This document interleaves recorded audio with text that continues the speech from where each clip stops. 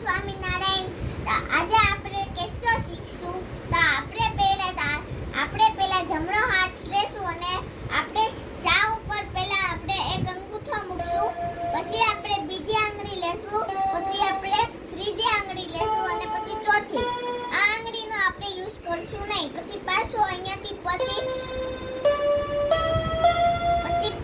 પાછું આમ ઊંધું કરવાનું.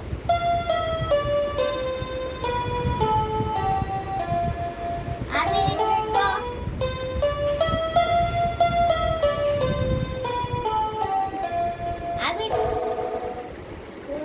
પહેલા આપણે સારેગામાની પ્રેક્ટિસ કરીશું, પછી જ આપણે આગળ વધીશું. તો જો સા ઉપર અંગૂઠો, સા, પછી રે ઉપર બીજી આંગળી, ગ ઉપર ત્રીજી, મ ઉપર ચોથી. એવી રીતે પાછું પ ઉપર અંગૂઠો, ધ ઉપર બીજી આંગળી, ડી ઉપર ત્રીજી આંગળી અને ચાર ઉપર સા ઉપર આ આંગળી.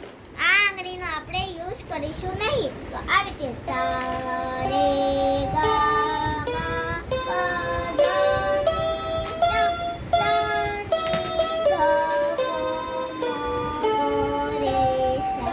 આવી રીતે જ્યાં સુધી આપણને આવડી ન જાય ત્યાં સુધી પ્રેક્ટિસ કરવાની. પછી આપણે ધીરે ધીરે તમને સ્પીડ અને ગીતિકા ગાતા પણ આવડી જશે. જય સ્વામિનારાયણ.